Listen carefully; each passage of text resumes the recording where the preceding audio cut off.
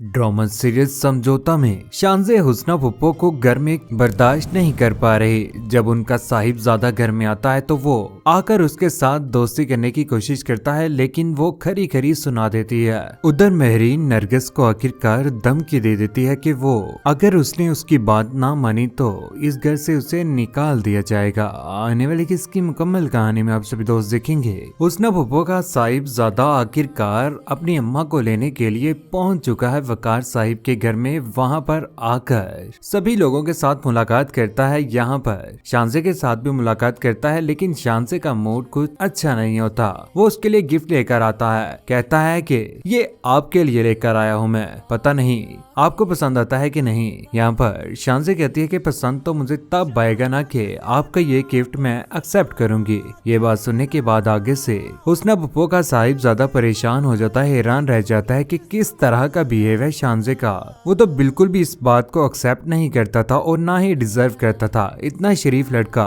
शानजे आज सरमद को पसंद तो कर रहे हैं, लेकिन सरमद उसके साथ बहुत ज्यादा बुरा करने वाला है। शानजे की ये बातें सुनने के बाद यहाँ से वो चला जाता है। उधर हुस्ना पुप्पो बहुत ज्यादा परेशान हो जाते जब उनका बेटा उसे बताता है कि मुझे कोई शानजे पसंद नहीं आई।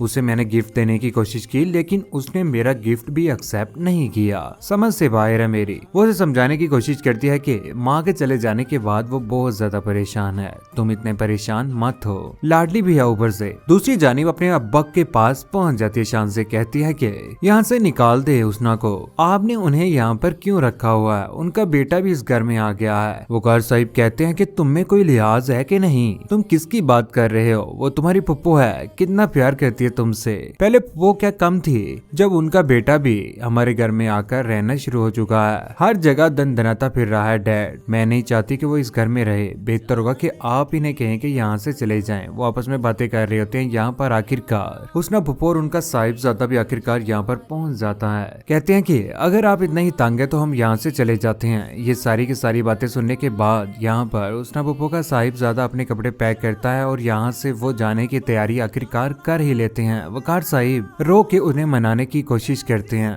उधर मेरीन जैसे ही सीढ़ियों के ऊपर से आ रही होती है, मोबाइल यूज कर रही होती है। यहाँ पर नरगिस उनके सामने आ जाती है। यहाँ पर मेरीन बोल पड़ती कहती है कि शानजे निहायत बदतमीज और बददिमाग लड़की है। यहाँ पर नरगिस कहती है कि जब एक छत के नीचे अपनों के साथ रहते हैं तो एक दूसरे के लिए ना हमें अच्छी सोच रखनी चाहिए और एक दूसरे की गलतियों के ऊपर हमें पर्दा डालना चाहिए। यहाँ पर मेरीन कहती है कि आपको ऐसे नहीं करना चाहिए था। अगर उसका किसी लड़के के साथ रिलेशन है तो बेहतर है कि सारे घर वालों को इस बात का इल्म होना चाहिए। मेरीन बोल पड़ती कहती है कि मुझे समझाने की कोई भी जरूरत नहीं है, मैं बेहतर जानती हूँ क्या सच है, क्या ठीक है, क्या गलत है। आप एक बात मत भूलिएगा कि आपको इस घर में कौन लेकर आया है। यही बात सुनने के बाद यहाँ पर नरगिस परेशान हो जाती है कि किस तरह की सोच है मेहरीन की, इतनी नीच सोच। दूसरी जानिब शानजे जो के रातों को भी सरमद को अब मिलना शुरू हो चुकी है। एक दूसरे के साथ काल के बर्बाद करते हैं और रात को चुपके चुपके से